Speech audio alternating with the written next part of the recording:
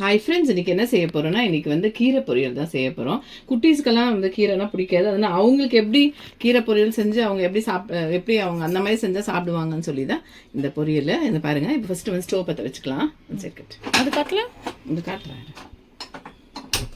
Stove சூடாக அதுக்குள்ளார. Okay, பாருங்க.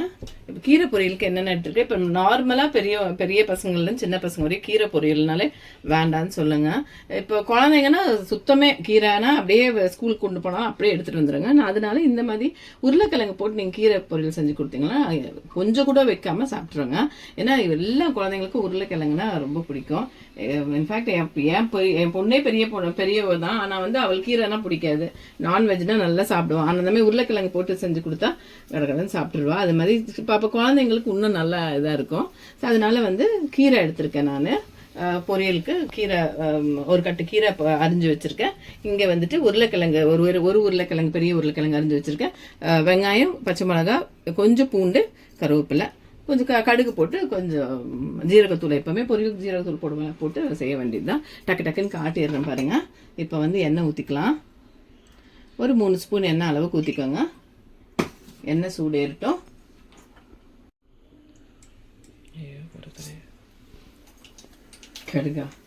கடுகு போட்டுடலாம். 1 ஸ்பூன் கடுகு நல்லா எப்பவுமே கடுகு போட்டால் நல்லா பொரிஞ்சு வரட்டுங்க.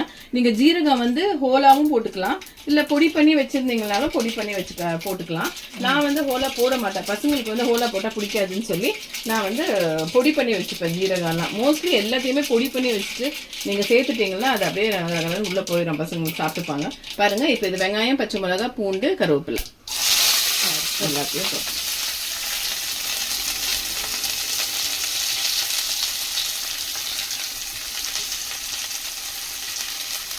இந்த மாதிரி நீங்கள் செஞ்சு கொடுத்தீங்கன்னா பசங்க வந்து நல்லா விரும்பி சாப்பிடுவாங்க. நெக்ஸ்ட் டைம் கூட கீரை செஞ்சு கொடுங்கன்னு கேட்குங்க. நம்ம கீரை வந்து மோஸ்ட்லி இந்த அரைக்கீரைக்கு போடலாம், சிறுகீரைக்கு போடலாம். புளிச்சக்கீரைக்கெல்லாம் உருளைக்கிழங்கு போட்டு பண்ண முடியாது, பொரியலும் செய்ய முடியாது இல்லையா புளிச்சக்கீரை.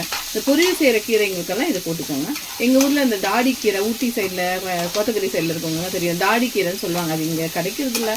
ஆனால் அது அங்கே என்ன பேருன்னு எனக்கு தெரியல. அது எங்கள் ஊரில் அதை சொல்லுவாங்க. அது அப்படியே நீட்டமாக ஊசியாக இருக்கும்.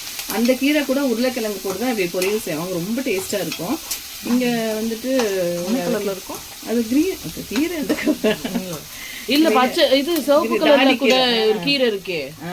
இல்ல தாடி கீரை வந்து அது நீட்டமா இருக்கும், ஊசியா இருக்கும். அங்க ஊட்டியில கிடைக்கும். அது வந்து ரொம்ப நல்லா இருக்கும். அது ரொம்ப ருசியா இருக்கும். அந்த மாதிரி உருளைக்கிழங்கு கூட போட்டு செஞ்சா நல்லா வதக்கிக்கலாம். பாருங்க, வெங்காயம் ஒரு அளவுக்கு வதங்கி வந்துடுச்சு. ஜீரகத்தூள் 1 ஸ்பூன். இப்போ ஜீரகத்தூள் போட்டு ஒரு வதக்கி வச்சுட்டு நெக்ஸ்ட் வந்து உருளைக்கிழங்கு கொஞ்சம் அந்த எண்ணெயில் வதக்கிக்குங்க. ஏன்னா அது உருளைக்கிழங்கு கொஞ்சம் வேகணும் இல்லையா, டக்குன்னு வந்துடும். கீரை வந்து டக்குன்னு வந்துடும், உருளைக்கிழங்கு கொஞ்சம் நேரம் ஆகும். அதனால வந்துட்டு உருளைக்கிழங்கு வதக்கலாம். பாருங்க, இப்போ இந்த அளவுக்கு நல்லா வந்துட்டு இந்த பிட்டேட்டா வந்து நல்லா வந்து வதக்கிக்கணும். ஏன்னா கீரை வந்து டக்குன்னு வந்துடுங்க, உருளைக்கிழங்கும் வந்துடும். நான் வந்து கீரை அளவுக்கு சீக்கிரம் வேகாது இல்லையா, அதனால எண்ணெயில் கொஞ்சம் நல்லா வதக்கி விட்டுட்டு அது இப்படி பண்ணிக்கணும். பாப்பா இந்த மாதிரி பண்ணிடணும்.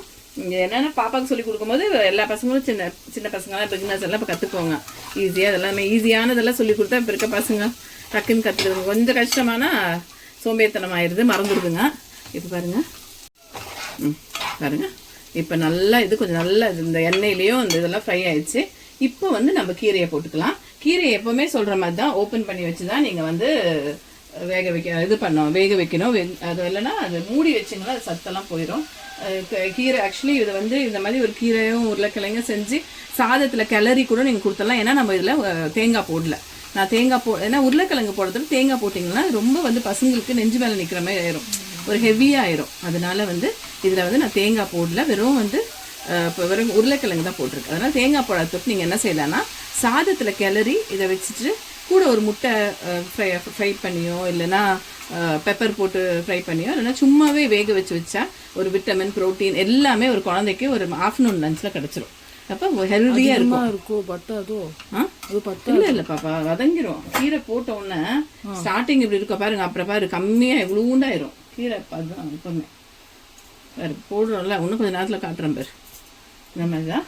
அதனால குழந்தைங்களுக்கு ஒரு ஹெல்த்தியான நல்ல ஒரு லஞ்சுங்க. ஒரு கீரை கூட வந்து ஒரு முட்டை அது மாதிரி வச்சு கொடுத்துட்டிங்கன்னு வச்சுக்கோங்க. பசங்க வந்து அழகாக சாப்பிட்டு டிஃபன் பாக்ஸ் காலி பண்ணிட்டு கொண்டு வந்துருங்க. இது மாதிரி செஞ்சு கொடுங்க குழந்தைங்க வச்சுருக்கவங்கலாம்.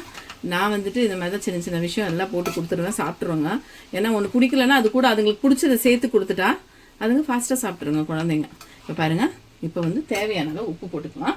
கீரைக்கு எப்போவுமே நான் சொல்கிறது தான், கம்மியாக போட்டுக்கோங்க உப்பு, ரொம்ப போட்டுக்காதீங்க. கீரைக்கு வந்து உப்பு நிறைய போட்டிங்கன்னா உப்பு கரைச்சிரும். உருளைக்கிழங்கு எடுத்துட்டு கொஞ்சம் அதுக்கு சேர்த்த மாதிரி போடுறேன் நான். இப்போ இதை போட்டு இப்படி வச்சு தண்ணி ஊற்றாமையே நம்ம வந்து கீரையிலே தண்ணி விடும். சரியா? ஆமாம், கீரையிலே தண்ணி ஊற்ற தேவை. தண்ணியே ஊற்ற தேவையில்லை. கீரை ஸ்லோவில் வைங்க, அதனால தான் சிம்மில் வச்சிடணும் எப்போவுமே. பாருங்கள், இது வெந்து வரும்போது உங்களுக்கு நல்லா தெரியும். இப்போ இதை வந்து அப்படியே வந்து ஓப்பன் பண்ணி ஆஃப் ஃப்ளேமில் வச்சு, ரொம்ப ஃபுல் ஃப்ளேம் வைக்காதீங்க, ஆஃப் ஃப்ளேமில் வச்சு வேக வைக்கலாம். பாருங்கள் எவ்வளோ ட்ரை ஆயிடுச்சுன்னு, நல்லா ட்ரையாக ஆகி வந்துச்சு. தண்ணியே ஊற்றல, அதே தண்ணியில் அந்த விட்ட தண்ணி கீரையிலேருந்து விட தண்ணியிலேயே இதாகிடுச்சு. பாருங்கள் எவ்வளோ அழகாக இருக்குன்னு, க்ரீனிஷாகவும் அந்த உருளைக்கிழங்கு பார்த்தா பசங்களுக்கு ஒரு டெம்ப்டிங்காக இருக்கும்.